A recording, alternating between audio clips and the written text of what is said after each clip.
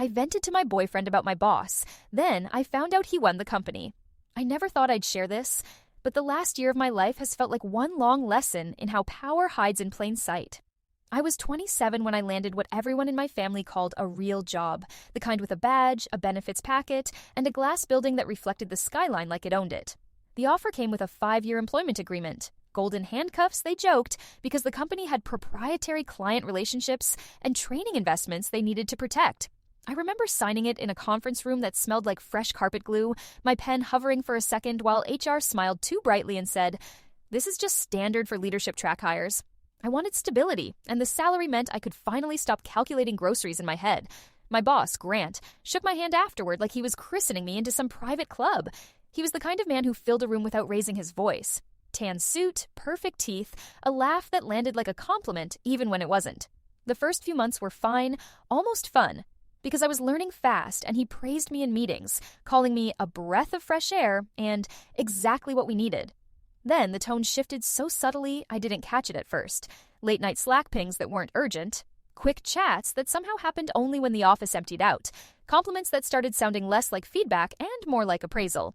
One evening he leaned in too close by the copy machine and said softly, "You're going to go far here, as long as you understand who makes that happen." I laughed like I didn't understand, because that's what women do when we're buying time. I told myself I was being dramatic, that I should be grateful, that I'd worked too hard to get spooked by a vibe, but the uneasy feeling didn't leave. It settled in my chest and started paying rent. Around that time, I met Evan, by accident, truly, at a tiny neighborhood bookstore cafe where the chairs never matched, and the barista remembered your order after one visit. He asked if the seat across from me was taken, and when I said no, he smiled like he meant it, not like he was trying to win something. We talked in that easy way that feels like a break from your own thoughts. I didn't tell him where I worked, not at first, and he didn't push. He just kept showing up, and after a few weeks, I found myself looking forward to him more than I looked forward to my weekends. I had no idea then that telling him about Grant would change everything. Evan became the person I exhaled around, which felt rare and dangerous after months of holding myself together with posture and politeness. We started dating quietly, the kind of dating where you cook at home and learn how the other person takes their coffee before you ever post a picture. He listened more than he talked, and when he did talk, it wasn't performative. One night, after a particularly brutal day, I finally cracked and told him about work, about the 5-year contract that suddenly felt like a cage, about how Grant's attention had turned sharp and invasive after I politely but firmly shut down a comment that crossed a line. I told Evan how Grant had smiled afterward like I disappointed him, how the praise dried up overnight, how my calendar filled with pointless check-ins where my work was revised into mediocrity just so he could say I was slipping. I told him about the email sent at 11:47 p.m., asking why I hadn't responded faster, and the meeting the next morning where he reminded me that loyalty mattered in a company that invested so much in its people. Evan didn't interrupt once. He didn't ask me what I did to provoke it or suggest I misread the situation. He just reached across the table and took my hand like it was the most obvious thing in the world. He said, "That's not okay," with a certainty that made my throat ache. Over the next few weeks, the harassment escalated in ways that were deniable on paper, but devastating in practice. My projects were reassigned without explanation, my PTO requests were questioned, and Grant started CCing HR on emails where he framed his behavior as concern for my emotional professionalism. When I finally told HR I felt targeted, they reminded me of my contract and suggested mediation, which somehow turned into a session where Grant talked about how hard it was to mentor sensitive young women. I left that room shaking, realizing how alone I really was inside that building. Evan became my anchor in the evenings, reminding me that my experience was real, that I wasn't imagining patterns where there were none. He never told me what to do, never hinted at solutions. He just kept asking how I was sleeping, whether I'd eaten, whether I wanted to go for a walk. I didn't know what he did for work beyond finance adjacent, and I didn't care. There was comfort in that anonymity, in the fact that with him, I wasn't an employee or a problem, just a woman trying to survive a bad situation. When Grant cornered me after a client meeting and murmured that things could be easier if I were more flexible, I went home and cried in Evan's arms until my ribs hurt. He held me and said, "Whatever happens, you won't go through it alone." I believed him, but I still had no idea how literal that promise would become. By the time winter set in, my job felt like a daily endurance test designed by someone who knew exactly where my limits were. Grant stopped pretending there was a path forward and started documenting me into a corner. every meeting followed by a recap email that twisted neutral moments into missed opportunities. He'd sigh theatrically when I spoke, or cut me off with a smile and say, "Let's let someone with more experience handle this," even though I'd built the framework myself. The 5-year contract loomed over everything. Quitting would mean penalties I couldn't afford, and a non-compete that would effectively erase my career for half a decade. Some nights I lay awake doing mental math, wondering how long I could survive on my savings if things went truly nuclear. Evan watched all of this with a quiet intensity, never telling me what to do, but always asking if I wanted help drafting emails or rehearsing conversations. One night, after I told him Grant had suggested I dress more strategically if I wanted clients to take me seriously, Evan's jaw tightened in a way I hadn't seen before. He didn't explode or rant. He just asked me to write everything down, dates, times, exact wording. "Not because you have to use it," he said, "but because you deserve to have your own record." I started keeping a private document, updating it like a diary I never wanted to reread. Meanwhile, Grant began hinting that my role might be restructured, dangling the threat of demotion as if he were doing me a favor. HR stayed politely useless, reminding me of the mediation session and suggesting I focus on deliverables. The office holiday party was the breaking point for me. Grant cornered me near the coat check, champagne in hand, and said it was a shame I was making things so difficult when we could have been such a strong team. When I stepped away, he laughed and said I was proving his point. I went home early, mascara streaked, and told Evan I didn't know how much longer I could do this. He listened, then said something that stuck with me.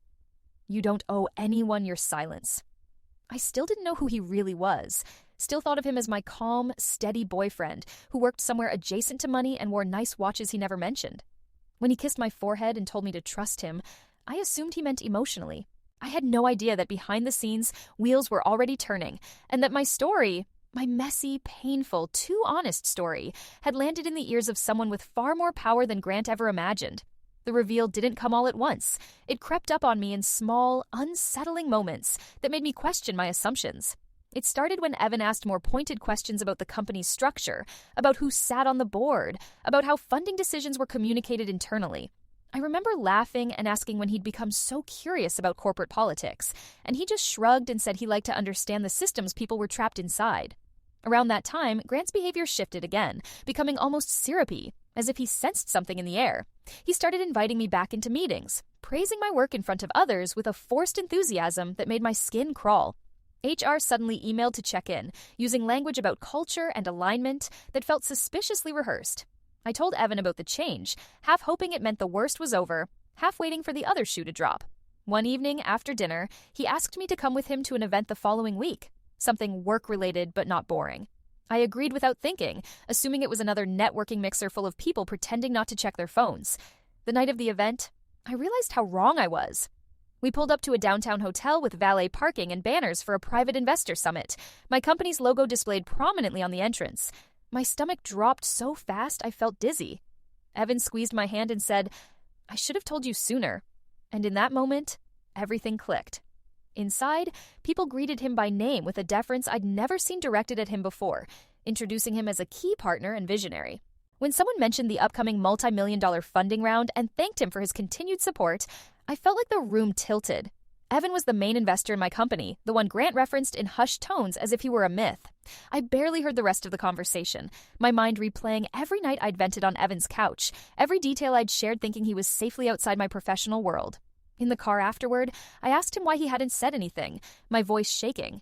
He told me he wanted to know me without power in the room, wanted my story before my title. He said he hadn't planned for things to get so bad, but once he understood, he couldn't ignore it. I went to bed that night stunned, realizing the man who'd held me while I cried also held the fate of my workplace in his hands. The next morning, I went to work with a new kind of dread, like I was carrying a secret that could either save me or ruin me, depending on how it landed. Evan texted me a simple, "You okay?" And I stared at it for a full minute before replying, because what do you even say when your boyfriend is suddenly the shadow figure your boss worships? Grant was in unusually good spirits, strolling the floor with that polished grin, stopping at desks like he was campaigning.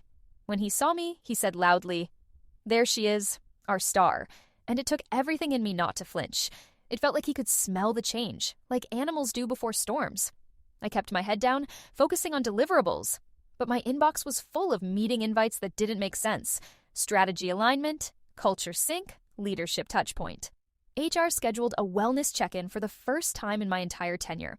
When I walked into Grant's office later to discuss a client timeline, he offered me coffee, which he'd never done before, and asked how I was really doing. His tone was so falsely gentle that it made my skin prickle. I responded with safe, neutral answers, and he nodded like a therapist, then casually mentioned that he'd been speaking with key stakeholders about the next phase of the company. "It's a big moment," he said, leaning back in his chair. "We'll need the right people in the right seats." I didn't bite. I just said I was focused on my work. He smiled like I'd said something adorable and told me to keep him updated. At lunch, my coworker Mara slid into the chair across from me, eyes wide. "Why is HR suddenly asking about my manager experience?" she whispered. "Did something happen?" I shrugged, feeling the secret press against my ribs. In the afternoon, Grant sent a team-wide email praising integrity and commitment, and I almost laughed at the audacity. I kept thinking about Evan's face at the summit, how people looked at him like he could rewrite their futures with a phone call.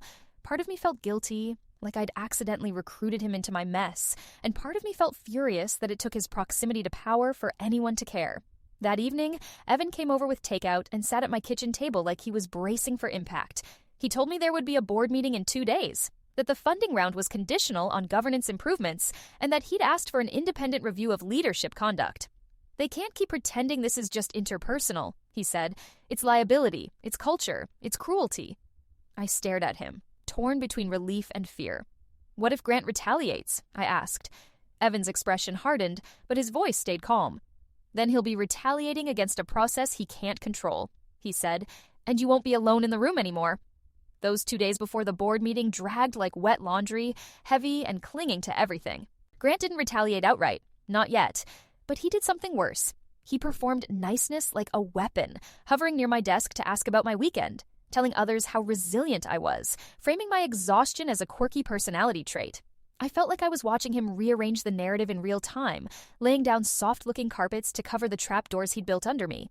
HR's wellness check-in turned into a strangely formal conversation where they asked if I felt supported by leadership and whether I had any concerns about professional boundaries. I answered carefully, using the kind of language you learn when you realize truth can be punished if it's not packaged properly. When I left, the HR rep smiled too hard and said, "We're committed to a safe environment for everyone," which sounded like a slogan, not a promise. Evan stayed steady through all of it, texting me reminders to save copies of relevant emails and to forward anything suspicious to my personal account. He wasn't dramatic, but I could feel his focus sharpening, like he'd moved from comfort mode into action. The night before the meeting, I barely slept. My mind replayed every moment I'd confided in Evan, the humiliating details, the times I blamed myself, the tiny compromises I'd made just to survive another week. Now, those moments weren't just private sadness, they were evidence in a system that suddenly had teeth. At 9 a.m. the next day, my calendar showed a company update meeting scheduled for late afternoon, mandatory for all staff. That felt like a tell. Around noon, Grant called me into his office. He closed the door, leaned against the desk, and said, "I've been hearing some interesting things." His eyes scanned my face like he was looking for cracks. "It would be a shame if misunderstandings got in the way of your future here." My heartbeat thudded so hard, I worried he could hear it. I kept my voice even and said I didn't know what he meant. He smiled, slow and patronizing. "I think you do," he said, then added almost casually, "You know how contracts work. You know how reputations work." It was a threat disguised as mentorship, and for the first time in months, I felt something besides fear. I felt anger, clean and bright. I walked out without replying, hands trembling but spine straight. When the mandatory meeting started later, everyone filed into the big conference space, whispering. Grant stood at the front like a host, cheerful, and introduced a special guest joining via video. The screen lit up, and there was Evan in a suit I'd never seen him wear, sitting at a polished table with other faces I recognized from internal newsletters. The room went dead quiet. Grant's smile faltered for a fraction of a second. Evan's voice came through calm and clear. "Hi, everyone. I'm Evan Hart. I'm speaking today as a representative of the investor group and the board." I heard someone behind me gasp. Grant swallowed, visibly recalibrating. Evan continued. "We're here to discuss leadership changes effective immediately." And in that moment, I realized Grant's power had always depended on people believing no one bigger would ever look down. Evan didn't raise his voice or add drama. He didn't need to. The authority in the room shifted like gravity, and you could almost hear people recalculating who mattered. He explained in plain corporate language that an external review had identified serious concerns regarding leadership conduct, compliance exposure, and retention risk. He used phrases like duty of care and fiduciary responsibility, and I watched Grant's face tighten each time Evan said, immediate. Grant tried to interrupt with a laugh, literally a laugh, like this was an overreaction to office gossip. Evan didn't bite. He just looked into the camera and said, "This isn't based on gossip. This is based on documentation, witness interviews, and policy." The word documentation hit me like a bell. My private file, my timestamps, my saved Slack messages. Grant's grin finally cracked, replaced by something brittle. HR sat near the front, stiff as if they were trying to become furniture. Evan announced that Grant was being removed from his role, effective today pending further investigation, and that interim leadership would be assigned while the company restructured reporting lines. People around me shifted, murmuring, some shocked, some clearly relieved. Grant stood very still for a moment, like he couldn't believe the stage had been stolen from him. Then he forced a smile and said, "Of course, we support the board's decisions." His voice came out thin. He tried to frame it as a temporary leave. "I'll be stepping back." But Evan corrected him cleanly. "To be precise, you are being terminated for cause under the Leadership Ethics Clause. Your access will be revoked at the conclusion of this meeting." The air went cold. Security, which I'd never seen in our building beyond the lobby guard, appeared at the side door. Grant's eyes flicked to them, then to the room, searching for an ally. No one moved. He turned toward me, and for a second I saw pure hatred flash across his face, quick and ugly, before he smoothed it into a polite mask. I stared back, surprised by my own steadiness. After the meeting ended, our laptops blinked with a forced password reset prompt, and Grant's email address stopped auto-populating in Outlook like he'd been erased mid-sentence. People gathered in little knots, whispering. Mara grabbed my arm and mouthed, "What is happening?" I couldn't answer her, not yet, because my throat felt locked. Evan texted me, "Don't leave. HR will need you in a protected interview room. I'm sending counsel." I'd never been in a protected interview room in my life. HR escorted me to a small office with frosted glass, offered me water with shaking hands, and suddenly their faces weren't smug or polished. They looked scared. A lawyer joined on speakerphone and explained the company was opening a formal complaint process and would not enforce any retaliatory contract provisions against me. The words sounded surreal, like they belonged to someone else's story. When I finally stepped outside into the late afternoon light, my body felt confused, like it had braced for impact and now didn't know what to do with the absence of threat. Evan called me. "I'm sorry," he said softly. "I didn't want you to find out like that." I leaned against the building and laughed once, sharp and disbelieving. "I found out my boyfriend is basically my company's final boss," I said, and then I started crying, not from sadness exactly, but from the sudden release of months of holding myself together with duct tape and denial. The next day felt like walking into the same building, but with the air replaced. People smiled at me in the hallway. Small, cautious smiles, like they weren't sure if I wanted acknowledgement or privacy. My stomach stayed clenched anyway, because even though Grant was gone, the damage he'd done still lived in the routines. The flinch when Slack chimed, the urge to over-explain every decision, the instinct to apologize before speaking. HR sent out a bland announcement about leadership transition and commitment to workplace respect, and I wanted to scream at the vagueness of it, the way companies sand down sharp truths until they're safe to swallow. But the legal counsel Evan brought in, yes, his counsel, which still made my brain stutter, met with me privately and walked through what would happen next. They asked if I wanted to pursue a formal complaint beyond the internal investigation, and I surprised myself by saying I wasn't sure yet. I wasn't trying to protect Grant. I was trying to protect myself from becoming a case study, from having my worst months turned into a timeline in someone else's hands. Evan met me for lunch off-site, in a quiet place with booths and soft lighting. He looked tired in a way I hadn't seen before, like he'd been carrying more than just my feelings. I asked him again why he hadn't told me from the beginning, and he didn't get defensive. He said, "Because power changes how people act around you. I didn't want to be the reason you filtered yourself." He admitted he'd planned to tell me eventually, just not like this. "Then you heard me talk about my boss like he was a monster and you, what, audited my company?" I tried to make it a joke, but my voice shook. Evan nodded once. I asked questions. I got concerned. I pulled the thread. He told me he'd been negotiating the next funding round for months, and that the board had been eager for his check but resistant to anything that looked like oversight. "They thought I was just money," he said. "They didn't think I'd care about culture." I stared at him, thinking about how many times Grant had relied on that exact assumption, that the people with real power didn't care what happened on the floor. Back at the office, an interim director was introduced, someone from another portfolio company with a calm, competent presence. She scheduled one-on-ones with every team member and actually listened, taking notes like words mattered. During my meeting, she asked what I needed to do my job well, and then paused, eyes steady, and said, "Also, I read the summary of what happened. I'm sorry." No corporate hedging, no, if you felt uncomfortable, just sorry. It hit me harder than I expected. Later that week, Evan told me he'd be in town for another board session and asked if I'd join him for dinner afterward, somewhere neutral, no investors, no suits. I agreed, but my nerves buzzed the whole day because I still didn't know what we were now. Boyfriend? Investor? Both? A complication I hadn't consented to? At dinner, he reached across the table like he always did and said, "I don't want this to ruin us."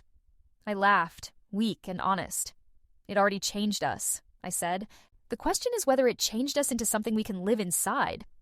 The week after Grant's termination was a weird limbo where everything looked normal on the surface. People still complained about printers, meetings still ran long, but the undercurrent had changed, like the office had stopped holding its breath. I kept catching myself expecting retaliation in small ways.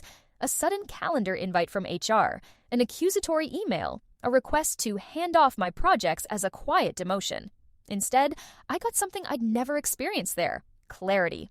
Legal sent a written notice stating my 5-year contract would be amended to remove any penalties connected to resignation or restructuring, and that the non-compete would not be enforced against me if I chose to leave. Reading it, I felt my shoulders drop in a way that almost hurt, like muscles unclenching after months of being locked. It was freedom I hadn't dared to imagine, and it made me realize how much my body had been living in a constant state of negotiation. The interim director, Tanya, moved fast. She reissued reporting lines, instituted a requirement that all performance feedback be documented with measurable criteria, and scheduled mandatory boundary and harassment training that didn't feel like a checkbox. People grumbled, of course, but it was the grumbling of folks who'd been allowed to coast in a broken system, not the panicked silence of people protecting a predator. The hardest part, unexpectedly, wasn't the workplace changes. It was dating Evan with this new knowledge stitched into everything. When we met for coffee, I'd noticed the way baristas treated him when he wore a blazer. When I vented about a colleague's passive-aggressive comment, I'd wonder if I was accidentally feeding him information that could ripple out into someone's career. Evan tried to keep our worlds separate, but the overlap existed whether we talked about it or not. One night at my apartment, I finally said the thing that had been prickling my brain. "Did you fire Grant because you're my boyfriend, or because it was right?" Evan didn't answer quickly. He set his glass down and looked at me like he wanted to be careful with the truth. "Both," he said. "If I'm honest, hearing it from you made it impossible to ignore. But the review confirmed it wasn't just you. There were patterns, other people, quiet exits, settlement language." My stomach turned. Of course there were others. There are always others. And part of the cruelty is how isolated you feel while it's happening, like you're the only one in the storm. Evan reached for my hand. "I didn't do this to make you feel indebted," he said. "I did it because the company doesn't deserve to keep growing if it grows on top of people." That line landed heavy, because it wasn't romantic. It was principled, and I wasn't sure which scared me more. At work, Mara pulled me aside by the kitchenette and said very softly, "I heard what happened with Grant. I'm glad he's gone. And I'm sorry I didn't see it sooner." I wanted to tell her she couldn't have. Not really, because these men build plausible deniability like a second skin. Instead, I just nodded, because sometimes that's all you can do with a belated apology. Later that day, Tanya asked me into her office and slid a document across the desk. "We're restructuring," she said. "Grant's role is open. The board wants stability and credibility. Your work product is excellent and your team trusts you. I want to talk about you stepping into that position." For a second, my mind went blank, like it couldn't compute the shape of the offer. Then fear rushed in. Fear of being seen, of being blamed, of being called a beneficiary instead of a survivor. I swallowed and said, "Are you sure?" Tanya's gaze didn't waver. "I'm sure you're qualified," she said. "The question is whether you want it." I walked back to my desk with Tanya's offer sitting on my shoulders like a too heavy coat, and for the rest of the day I couldn't tell whether my pulse was excitement or panic. Part of me wanted to sprint away from anything that smelled like Grant's office. His chair, his view, the power he'd used like a thumb on a bruise. Another part of me, the stubborn part that had spent months swallowing rage to keep my paycheck, Felt something I hadn't felt in a long time. Vindication that didn't require me to disappear. I didn't tell anyone immediately, not even Mara, because I could already hear the whispers that would follow the announcement. People love a clean story, and mine wasn't clean. If I took the role, some would assume I slept my way into it or cried to the right person, because women's competence always gets rewritten into a plot. If I didn't take it, I'd be walking away from a chance to build the kind of team environment I'd been begging for while I was drowning. That night, Evan came over and I told him about the offer while stirring pasta that didn't need stirring. He went quiet, then smiled. Small. Careful. "How do you feel?" he asked, which was so Evan it almost made me laugh. "I feel like if I take it, everyone will think it's because of you," I admitted. "And if I don't, I'll always wonder if I let him win anyway." Evan leaned against the counter and said, "Then we handle that head on. Transparency. Process. You don't need secrecy to earn what you've already earned." I bristled. "Easy to say when you're the one with the money?" He didn't flinch. "True," he said. "So let's make sure the decision isn't mine to influence. I can recuse myself from the vote. I can put it in writing. I can have independent board members lead it." The fact that he offered without me asking softened something in me, because it meant he understood the optics weren't just vanity, they were armor. The next morning, Tanya called me in again, this time with a printed outline of responsibilities and a formal selection process. She explained there would be interviews with 2 independent board members and a leadership assessment, and that Evan would not be involved in deliberations. "We're doing this right," she said, like she could see the fear behind my eyes. During the interviews, I answered questions about strategy, hiring, and risk management, but the hardest question was simple. Why do you want this role? I could have given a polished answer about growth and metrics. Instead, I heard my own voice say, because I know what it feels like to dread coming to work, and I don't want anyone on my team to feel that way again. One of the board members, a woman with silver hair and a brutal calm, nodded like she'd been waiting for someone to say something human. The final decision came on a Friday. Tanya asked me to step into the small conference room, and Evan was there too, not sitting at the head of the table, just standing near the window like he didn't want to take up space. The board member read a brief statement about leadership changes, then looked at me and said, "We're offering you the director position effective immediately, with a revised contract and full authority to build your team." My eyes stung. I said yes before my fear could overtake my mouth. Evan's expression didn't scream victory. It looked like relief. Afterward, when we were alone in the hallway, he touched my arm and whispered, "You did that." And for the first time since Grant had started unraveling my life, I believed it. Monday morning, I walked into the office early, before the chatter and the coffee lines, and stood outside what used to be Grant's office with my badge hovering over the sensor like it might reject me out of habit. When the light blinked green and the door clicked open, I felt a jolt of something sharp, like stepping into a room where you once got bad news and realizing the walls can't hurt you anymore. The space still smelled faintly like his cologne and stale confidence. I didn't sit in his chair. I opened the blinds first, all the way, letting daylight flood in like a statement. Then I did something petty but necessary. I pulled the framed motivational quote off the wall, the one that said, "Own your impact" in aggressive font, and set it face down on the credenza. I spent the first hour making lists. Not the fluffy kind, the real kind. Who was overloaded, who was underutilized, what projects had been weaponized, what roles existed only to flatter someone above them. Tanya had left me a transition doc and a quiet warning. Some people will test you. She didn't say it like a threat. She said it like weather. The first test came before lunch. A senior manager named Derek, one of Grant's favorites, waltzed into my doorway without knocking, leaned on the frame like we were old friends, and said, "So, congrats. Guess dating the right guy pays off." He smiled like he'd delivered a harmless joke, but his eyes were sharp, waiting to see if I'd shrink. My whole body reacted the way it used to, heat rising, throat tightening. Then I remembered I had authority now, and more importantly, I had truth. I gestured to the chair across from my desk and said calmly, "Sit down." He hesitated, then sat. I opened my laptop, pulled up the formal appointment memo, and slid it toward him. "This role was awarded through a documented process," I said. Evan recused himself. "If you have concerns about governance, you can email the board liaison. If you're implying something else, say it plainly so I can document it." Derek's smile faded. He mumbled something about, "Just kidding," and I held his gaze until he looked away. "Good," I said, "because I don't joke about undermining leadership, especially not in writing." He left, and my hands shook after the door closed, not from fear this time, but from adrenaline, like my body still didn't trust that standing up for myself wouldn't cost me everything. The rest of the day was a blur of one-on-ones. Mara cried in my office when I asked what she needed, admitting she'd been covering 2 roles since a quiet layoff 6 months earlier. A junior analyst confessed she'd considered quitting because she didn't feel safe pushing back on late-night demands. I listened, took notes, and promised specific changes with timelines, not vague comfort. That evening, Evan called to check in, and I surprised myself by snapping, "I'm not your project." Silence, then his quiet, "I know." I exhaled, ashamed but also relieved I'd said it. "I need to do this on my own," I added. Evan's voice softened. "Then do it," he said. "I'll stay out of the way. I'm here if you want me, not because you need me." After we hung up, I sat in my new office as the lights dimmed automatically, staring at the city outside the window. The title didn't erase what happened, but it gave me a chance to decide what happened next. The first time I had to make a hard call as director, it wasn't glamorous. It was a spreadsheet and a stomachache. Tanya had warned me there were legacy arrangements buried in our budget, and within a week I found one. A consulting retainer paid monthly to a firm that didn't appear to do anything except invoice us. The contract had Grant's signature, and the scope of work was so vague it might as well have said miscellaneous vibes. When I asked finance for deliverables, they sent me a folder with 3 PDF slide decks full of stock photos and buzzwords, all dated the same month Grant had started turning on me. It felt like a toll booth he'd built for himself, money siphoned out of the company while the rest of us were told to tighten belts. I called Derek in and asked him what he knew. He played dumb at first, then admitted Grant liked having outside advisors because it made him look important to the board.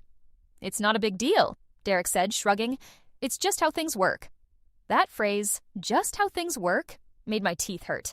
I looped in legal, documented the lack of deliverables, and terminated the retainer for breach of contract.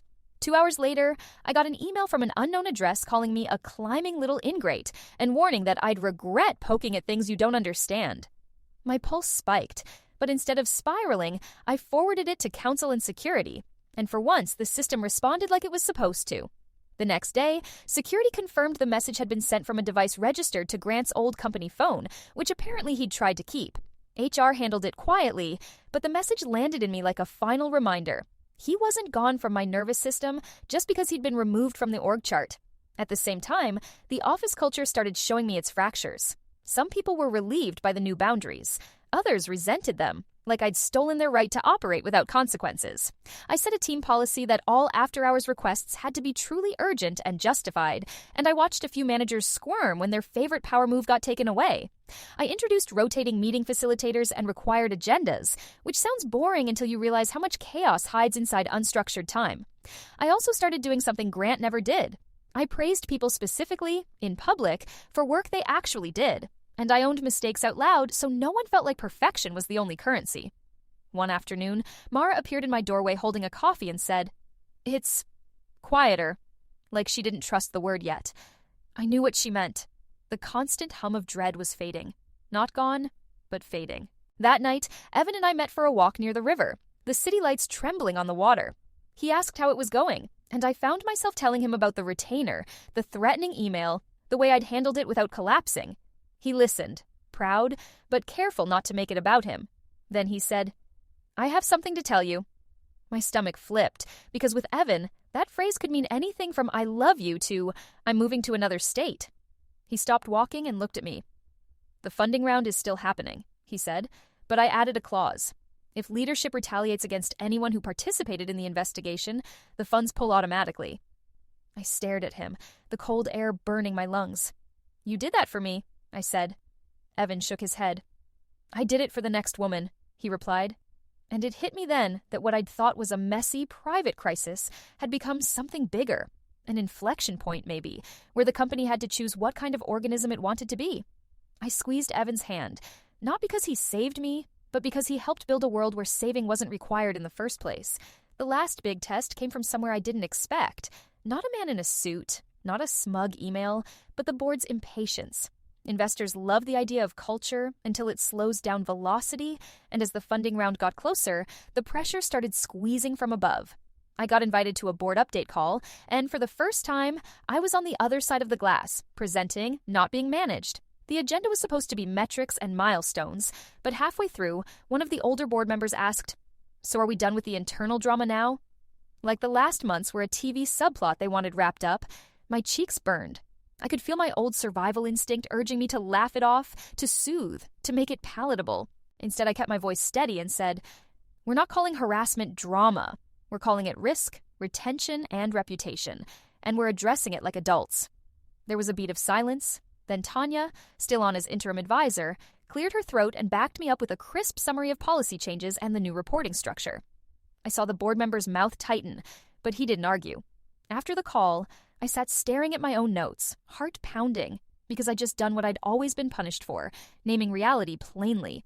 Within an hour, Derek sent a Slack message asking if we could tone down the culture messaging because it was making leadership look unstable.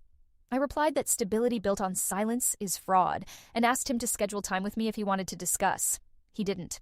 Around that same time, HR finally started acting like an entity with a conscience. They launched an anonymous reporting channel run by a third party, and within days, multiple reports surfaced, not just about Grant, but about the way his behavior had been enabled. A pattern emerged. Managers who'd learned they could punish quietly and then label the fallout as performance issues. Seeing those reports made me feel two things at once: validated and sick. Validated because I hadn't been too sensitive. Sick because my pain hadn't been unique. It had just been convenient. I met with the investigators and answered questions I'd avoided for months, and afterward I sat in my car and cried until my face went numb, because telling the truth out loud always sounds different than whispering it to someone you trust.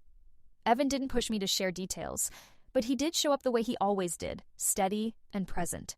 He brought groceries to my apartment without asking and made tea while I stared at the wall like my brain had short-circuited.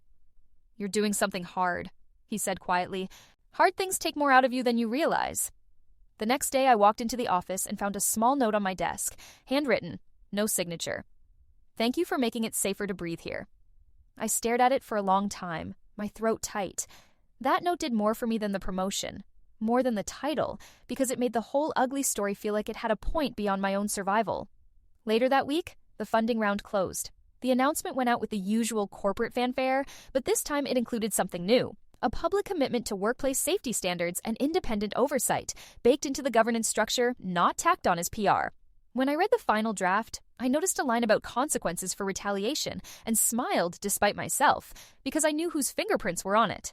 That night, Evan and I sat on my couch, shoes kicked off, exhaustion hanging between us like a blanket. "Are you okay?" he asked. I thought about Grant's email, the board call, the anonymous note, the way my hands no longer shook every time my phone buzzed. "I'm not the same," I said finally, "but I think I'm getting myself back." Evan nodded, and for the first time since the summit, his smile looked uncomplicated. "Good," he said, "because I like her." By the time the dust truly settled, I realized something uncomfortable. Winning doesn't feel the way movies promise it will. There was no triumphant montage, no moment where everyone clapped and acknowledged the injustice out loud. Instead, there was quiet, steady work and the slow rewiring of my nervous system. I still caught myself bracing when someone knocked on my door, still reread emails for hidden threats. But the panic no longer owned me. One afternoon, while reviewing quarterly projections, I got an email from legal confirming that Grant had accepted a settlement that included a permanent separation agreement and a non-disclosure clause that barred him from contacting current employees. I stared at the screen longer than necessary, expecting a rush of satisfaction that never came. What I felt instead was closure without celebration, like shutting a door you never want to open again. I forwarded the email to my personal account, not out of fear this time, but out of habit, and noticed how different that felt. Evan and I had settled into something quieter too, something sturdier. We stopped orbiting the crisis and started doing normal things again, arguing about what to watch, planning a weekend trip, debating whether a couch was too expensive. Power no longer sat between us like a third presence, because we'd named it and set boundaries around it.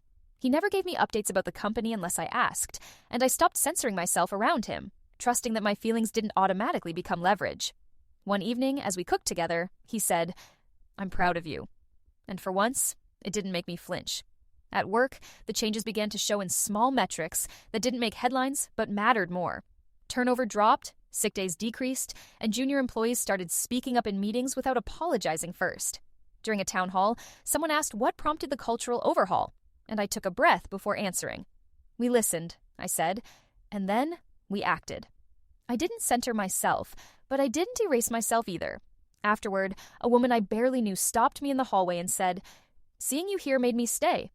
That sentence followed me home and sat with me through the night, heavier than any board approval. I thought back to the version of myself who'd signed that 5-year contract, hopeful and naive, and I wished I could tell her that survival wasn't the end of the story. Sometimes it's just the beginning of responsibility. The power Grant had used to shrink me hadn't disappeared. It had simply changed hands. The difference was intention. I couldn't undo what he'd done, but I could refuse to replicate it. Late that night, I stood on my balcony, city humming below, and realized I no longer felt like my life was happening to me. I was inside it again, choosing, shaping, deciding. And that was the real promotion. A year after everything unraveled, I was sitting in a conference room reviewing next year's roadmap when it hit me how ordinary my days had become and how extraordinary that felt.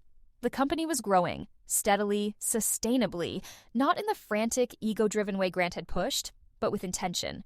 We'd hired thoughtfully, promoted transparently, and for the first time, exit interviews didn't read like quiet cries for help.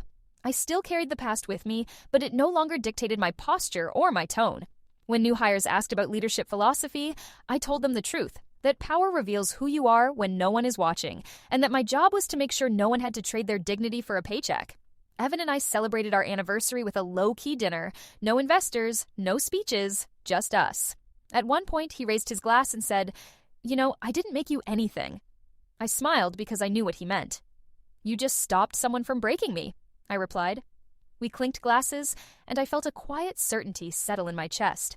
Later that night, lying awake, I thought about how close I'd come to believing my life would always be defined by that 5-year contract, by a man who mistook entitlement for desire and authority for immunity. Instead, the story bent somewhere unexpected. Not because of luck alone, but because I told the truth to someone who listened and then chose to act with integrity instead of convenience. I don't pretend this ending fixes the world. It doesn't erase every grant or guarantee justice always arrives on time. But it does prove something I wish I'd known sooner. That silence protects the wrong people, that support can come from unlikely places, and that sometimes the person who believes you most is the one who gives you back your own belief. When I finally turned off the light, I didn't feel victorious or vengeful. I felt settled. And after everything, that felt like the rarest kind of win.